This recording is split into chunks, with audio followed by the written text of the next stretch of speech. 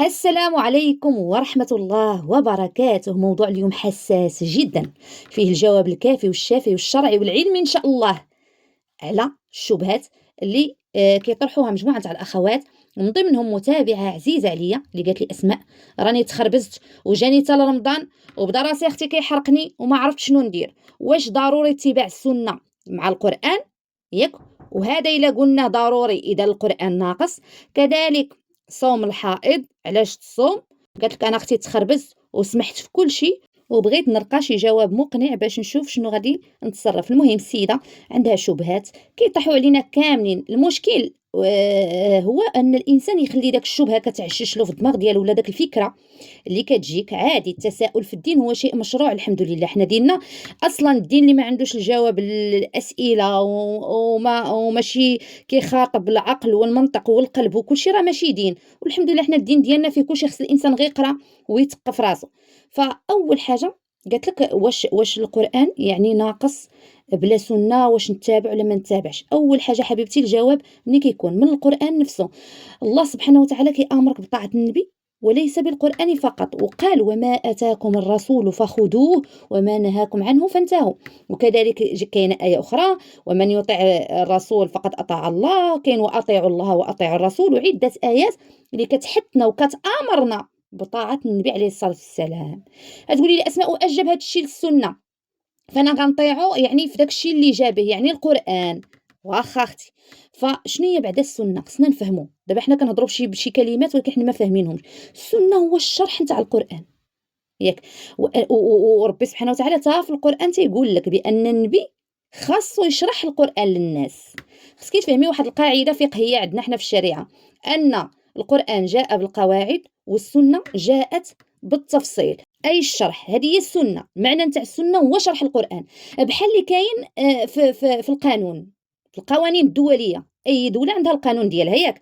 القانون واش كيكتب لك التفاصيل؟ لا، القانون كيكتب لك القواعد العامه، لكن كاينه واحد الحاجه ضروري خصها تكون مع القانون، سميتها اللائحه التفسيريه. هي اللي كتشرح التفاصيل نتاع القانون، نتاع كل نص ونص وكل فصل وشنو الاحكام والتطبيقات ومجموعه نتاع الاشياء. فالسنه كذلك القرآن عنده القاعدة اللي هو القانون والدستور اللي خاصنا نمشيو عليه، والسنة هي التطبيق العملي للقرآن. فهمتي حبيبتي؟ بحال في القانون تاع الدولة، عندنا القانون راه هو الدستور هو اللي كنمشيو عليه، ولكن كاينه اللائحه التفسيريه هي اللي كتشرح لنا التفاصيل. دابا ندوزو هذا اللي كيبين لنا بان القران ماشي ناقص، ماشي حيت ناقص، لا، راه القران كافي، ولكن ضروري من السنه. السنه هي جزء لا يتجزأ من القران، هي الشرح نتاع القران. غندوزو لحاجه واحده اخرى مهمه. لو كانت السنه مثلا ماشي مهمه، ما عندنا علاش ربي غيصيفط الانبياء؟ علاش ربي غيصيفط لنا الانبياء؟ صافي، واش هو عاجز؟ حاشاه انه ينزل على كل وحده فينا، كل واحد فينا ينزل عليه قران وصافي عوم بحرك. غنزل عليك انت القران والاخر القران والاخر القران، عومي بحرك. القران بوحدو واش تقدري تطبقي به الدين؟ لا ابدا. وانا غنفهم لك كيفاش. عندنا مثلا القران شنو قال لك؟ القران شنو قالنا؟ قالنا واقيموا الصلاه. يلا، عدد الصلوات بالتفصيل، الكيفيه نتاع الصلاه، كيفاش كنركعوا، كيفاش كنسجدوا، شنو كنقولوا في التشهد، كيفاش كنسلموا، هذاك الشيء منين جبناه؟ واش كاين التفاصيل في القران؟ ما كاينش التفاصيل في القران. ربي قال لك غير واقيموا الصلاه، ولكن التفاصيل كاينه في السنه. تقولي لي لا وحنا جانا داكشي بالتواتر. واخا، منين جاك بالتواتر؟ منين عرفوا المسلمين اننا خصنا نصليو بداك الطريقه؟ ومنين؟ من سنه النبي عليه الصلاه والسلام، لان النبي كاين حديث صحيح اللي كيقول صلوا كما رايتموني اصلي. فشي بدا كيوصل لشي، بحال اللي وصلني وصلت لداري انا، وصلت لي حتى عندي الصلاه. وانا منين جيت نعلم وليداتي الصلاه ما جبتش شي صلاه من دماغي، فهمتي؟ وبقيت كنخترعها. لا، جيت وعلمتهم كيفاش يسلموا، كيفاش يشهدوا، شنو يقولوا، كيفاش يتوضاو. كنقول لهم هكا كان النبي عليه الصلاه والسلام كيصلي، هكا قالنا ربي نصليو. فهمتي؟ اذا ها حنا كنطبقوا القران، اننا الله قالنا اقيموا الصلاه، وكنفهموا الطريقه كيفاش غنقيم الصلاه بالسنه. نمشيو لحاجه واحده اخرى مهمه. القران شنو قال لك؟ القران امرك فقط بالزكاه، واتوا الزكاه. ولكن منين جينا ما كايناش في القران زكاه نتاع الذهب. شحال باش تعرفي راسك شحال تزكي على الذهب وعلى الفضه، وزكاه الغنم والابل؟ وباش عرفتي ان 2.5% الكل مثلا واحد المبلغ من المال، باش عرفتيها؟ واش كاينه في القرآن؟ ما كايناش في القرآن، كاينه في السنة ياك. عاود كذلك الحج، الله سبحانه وتعالى في القرآن شنو قال وأتموا الحج والعمرة لله.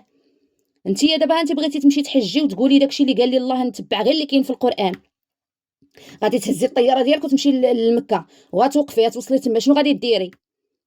واتموا الحج والعمره لله. لكن باش عرفنا حنا عدد اشواط الطواف ورمي الجمرات والوقوف بعرفه وترتيب المناسك، باش عرفناها بالسنه، لان النبي عليه الصلاه والسلام شنو قال؟ خذوا عني مناسككم. واش فهمتيني؟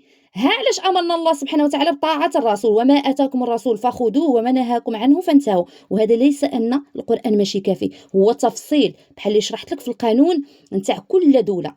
اي قانون ما يمكنش القانون غيجي غير هكاك ويتحط. الدستور كاين، ولكن كاينه اللائحه التفسيريه، ودابا كاين القران اللهم لك الحمد، ولكن كاينه السنه هي اللي كتشرح التفاصيل. حيت الا مشيتي بالمنطق ديالك وقلتي انا غنستعمل غير القران، واخا نمشي معاك اختي على قد الفكر ديالك، يلا اذا انت ما غتولي لا تصلي، غتقولي لي لا وداك الشيء راه بالتواتر. ومنين تواترناه؟ منين جانا؟ فمن الصحابه والتابعين والناس، وبقات غاديه حتى وصلت عندنا حنا بدورنا عاود كنوصلوها لوليداتنا، وليداتنا عاود بدورهم غيوصلوا لوليداتهم هكا. ولكن الاساس ديالو شنو؟ من النبي عليه الصلاه والسلام، حيت شافوا النبي كيفاش دار. فتفاصيل الصلاه والزكاه وكل شيء ما كاينش في القران، كاين غير القاعده، اما التفاصيل في السنه. كما قلنا لو كان القران يعني وحده يكفي، يعني غير هكاك غينزل كل واحد ربي راه ما غيعجزش هذا الشيء، كل واحد ينزل غير قران واحد ينزل. علاش ربي سبحانه وتعالى غيصيفط الانبياء؟ علاش؟ باش النبي شنو الدور ديالو؟ انه يعلم، يشرح، كيطبق الدين وكيكون قدوه للناس. وهنا اللي يثبت هذا الكلام هو قول الله عز وجل: لقد من الله على المؤمنين إذ بعث فيهم رسولا يتلو عليهم آياته ويزكيهم ويعلمهم الكتاب والحكمة. والعلماء قالوا هنا أن الحكمة التفسير ديالها هي السنة، كيفاش نطبقوا داك الشيء. كذلك القرآن بنفسه كيبين لنا بأن النبي جا باش يشرح لنا القرآن، راه النبي شرح القرآن، هي السنة كما كنقولوا. وقال لنا الله عز وجل: وأنزلنا إليك الذكر لتبين للناس ما نزل إليهم. كلمة لتبين إلا مشينا في القاموس ديال العربية شنو كتعني؟ هي الشرح. تبيان هو الشرح، هو تعطيني التفاصيل. يعني الله سبحانه وتعالى هو اللي امر النبي باش يعطي التفاصيل اكثر بحال انت ملي كتجي دابا انت غادي تقولي لولدك سير جمع بيتك، ولدك عاد كتعلميه اول خطره غتجي تقولي له سير جمع بيتك، وليد مسكين ما عارفش، ضروري كتكوني درتي له الشرح، انه كتعطيه واحد السله، هنا ولدي كنديروا الالعاب، هنا كنديروا التقيشرات، هنا كنجمعوا هكا كنصوبوا الناموسيه، كتكوني درتي له واحد التفصيل. وليدك اول خطره غتعلميه يحك سنانه، يلا عنده 3 سنين داكشي بغيتي تعلميه يحك سنانه، شنو كديري؟ كاع الامهات اللي يعني واش كتمشي كتقول له سير حك سنانك؟ هو باش يعرف شنو هي سير حك سنانك يمكن يعرف بجوج طرق. يمكن يعرف حيت غيشوف شي ناس قبل منه داروها، ربما خوتو ربما انتي، فكيتعلم بالنظر. هو اللي قلتي نتوما التواتر، يعني كنشوفوا شي كيجي على شي كنبقاو نشوفوا. يا اما انتي غادي تجي وغتشرحي له. غالبا الام الصالحه كتشرح لوليداتها، كل واحد كتعطيه الوقت ديالو. غادي تمشي وغتقولي له هكا، وكنديروا هنا شويه نتاع الدواء السنان، وهنا كنحكوا سنينات، وكتعلميه وكتكوني انت كطبقي حداه وبحال هكاك. وانا عطيتكم هذا النموذج هذا البسيط باش تفهمي كيفاش. هكاك الرسول عليه الصلاه والسلام جا حدانا وطبق السنه، ودازو بزاف د المواقف وتصرف بهم بواحد التصرف نتاع رسول باش الناس تشوف وتقتدي وتتبع، وتبقى غادي داكشي شي على شي من جيل لجيل حتى وصلنا وحنا بدورنا عاود كنوريوه لوليداتنا.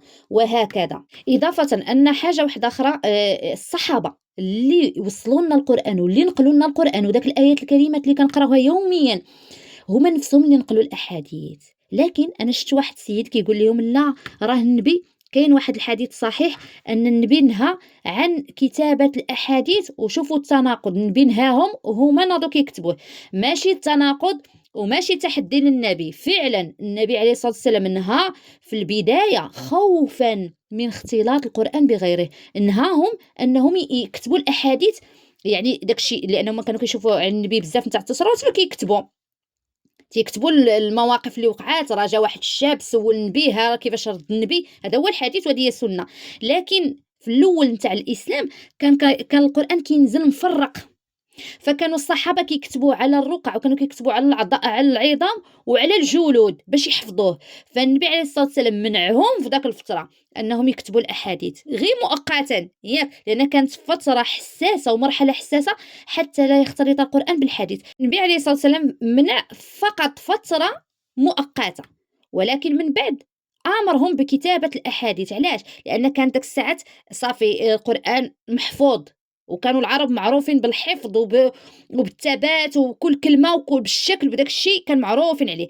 تقولي شنو الدليل أسماء أن النبي آمرهم مرة أخرى؟ كاين الحديث الأول اللي نهاهم، ولكن غير فترة مؤقتة ورجع أمرهم. فاش قال النبي عليه الصلاة والسلام اكتبوا لأبي شاه، وهذا دليل صريح أن النبي عليه الصلاة والسلام آمر بالكتابة نتاع الأحاديث، ولكن بعد ما استقر القرآن. وسبحان الله كانوا العرب كانوا معروفين عليهم بالحفظ، كما حفظوا القرآن. دابا حنايا القرآن يسير بزاف الناس كتحفظوا وهما صغارين، يعني حنا هكا معطينا وجعلوا ربي سبحانه وتعالى يسير.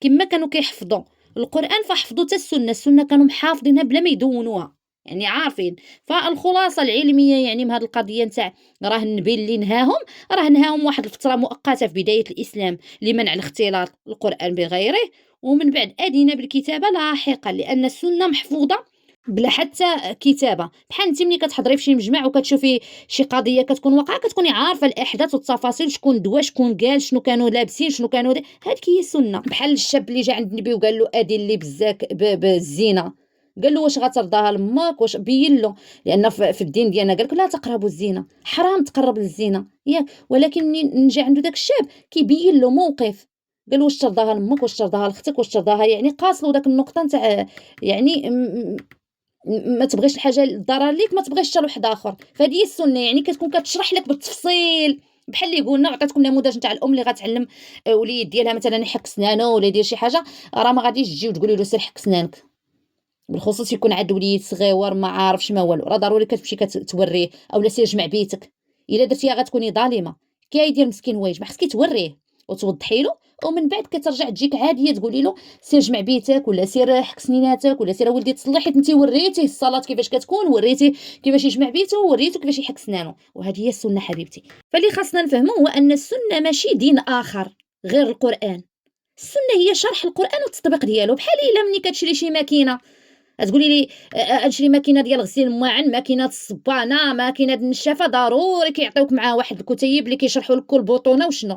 تقولي لي وانا عارفه شنو عارفه البوطونه نتاع الشعل وطفي، ولكن كيكونوا في الماكينه بزاف نتاع الازرار حنا ما كنعرفوش علاش كيصلاحوا.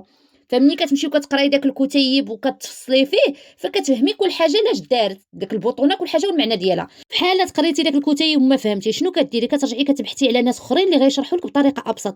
هي اللي عندنا حنا في القران. ها انا قريت القران وقريت السنه وما فهمتش واحد الحاجه، اسالوا اهل الذكر ان كنتم لا تعلمون. كنرجعوا نسولوا الناس اللي عارفين احسن منا باش يشرحوا لنا، لان ربي سبحانه وتعالى كل واحد فضل بعض على بعض، شي يفضلوا بالعلم، شي يفضلوا بالحكمه، شي يفضلوا اولا الشكل لا تبدل كيتبدل المعنى كامل، وهكذا. اذا حنا شنو اللي خاصنا اللي يشرح لينا عن طريق التطبيق اللي هو السنه. وهذا هو دور النبي عليه الصلاة والسلام، هذا هو الدور اللي قال له الله سبحانه وتعالى في القرآن وأنزلنا إليك الذكر لتبين للناس ما نزل إليهم. يعني عطات النبي واحد المهمة، أنك سير شرح القرآن للناس. فهمتي؟ ورحنا عطينا الامثله الا مشينا بالفكر ديالك بان القران يعني بوحدو كنحيدوا السنه ما بغيناش. ما حنا بحال اللي تقولي انا غناخذ ما باغا لا شرح لا والو، انا غناخذ غير القران ما باغاش الشرح. ايوا لا كيفاش غادي ديري طبقي لنا هاد الدين؟ غتعرفي شي وغتبقاي تقولي غتولي غير كدبزي. وبزاف الحوايج غيجيوك في الشبهه حتى غتلقاي راسك انك انسلختي على الدين. وبزاف الناس كنعرفهم، انا كنعرفهم شخصيا، بدات بهاد الفكره حتى حيدات حجابها. ملي حيدات حجابها ولات كتشكك حتى في الصلاه، كتقول لك لا القران ما قالناش نصليو بهاد الطريقه، اذا انا غنصلي غير في الفجر. ولات كتصلي غير 2 ركعات الفجر فقط. كنعرفها شخصيا واحد السيده، فهمتي؟ ورجعات حيدات من داكشي، قالت لك لا الصيام ماشي بداك الطريقه، لا الصيام ديالي انا غادي ندير ربما نقدر نشرب الماء. هذا رجعات كلشي بدا. الحج قالت لك لا غير هذاك الحج غير تخربيزه، ما خصنيش كاع نديرو. الحج هي بدات كتفسر بطريقتها، قال لك الحج هو نصدق على الناس، وهي الصدقه بوحدها والحج. والنبي عليه الصلاه والسلام قال خذوا عني مناسككم، يعني المناسك يعني التطبيق نتاع الاشواط ونتاع رمي الجمرات ونتاع الطواف. واش فهمتي؟ يعني صعيب إلا دخلتي لهاد هذا تبقاي طيحي في واحد التطرف واحد التشدد وغتولي من الخوارج. كما قالت عائشة فاش كانوا جاو عندها شي صحابيات سولوها شي أسئلة، وخصوصا سولوها على واش الحائض تصوم، قالت لها أحرورية أنت؟ زعما واش انت من الخوارج؟ شنو هما الخوارج؟ اللي كيخرجوا على احكام الله، والله سبحانه وتعالى اللي تيقول لك تبعي سنه النبي عليه الصلاه والسلام، وهذا ليس تنقيص من القران، لكن باش تفهمي انت ونفهم انا ونعرفوا شنو كنديروا في الحياه. ورجاء قلت لكم كحزوا من داك السداري، نوضوا خدموا عقلكم. دابا هادو الناس دابا اللي خرجوا يشكوا في السنه كيعتقدوا بانهم هما اللي وصلوا لواحد الدرجه د الوعي، كيجيب لهم بالهم بان الناس الاخرين راه باقي متخلفين، حيت زعما الكهنوت وداكشي زعما هما اللي ولاو واعيين ولاو كيفكروا. راكم ما فكرتوا والو، غير دبستوا على راسكم. لأن التفكير الحقيقي كيكون ب ب ب يعني كنتدبّر كلشي، كنمشي نشوف علميًا، نشوف الدراسات شنو تقالت، ونشوف الكتب السابقة، ونشوف كلشي. يعني كيكون عندي واحد، ماشي أنا جالسة في السداري كما قلت لك، ولا بالفوتوي ولا في الكوزينة ولا جالسة كنقضي، وكيجي واحد بعدا أصلًا الناس اللي كتبدا تسبّق لك أنا أستاذ، أنا دكتورة، أنا coach، أنا هذا، باش يغمق عليك هو الأول، باش أنتِ تقولي هذا راه حافظ كتاب الله ودكتور ولا coach كبير راه عارف اش كيقول. سيدي كون coach ولا كون دكتور ولا كون شنو ما كنتي. دابا راه حنا عارفين الدكتوراه كتباع والcoaching كيتباع 700 درهم، تشري ورقة تصبحي عندك الcoaching. أنا كنهضر معاكم بعلم. دابا بغيتي تصبحي coach عيطي لأي واحد، راه كاينين مدارس نتاع هادشي كيعطيك ورقة نتاع الcoaching، الدكتوراه كتشرى، كلشي كيتشرى. حنا كنقولوا شنو كيخرج الإنسان من فمو، وكيفاش تيكون عنده داك الثبات، وكيفاش كيعرف شنو كيهضر، وكيفاش ماشي غير يتابع. دابا هاد الناس كيقول لك حنا تحررنا من الكهنوت ما بقيناش تُبّاع، وهُما في نفس الوقت تابعين لواحد الشخص اللي يلاه جا في اليوتيوب، ولا واحد السيدة ولا واحد السيد بدون ذكر أسماء، راهم لأن كثروا.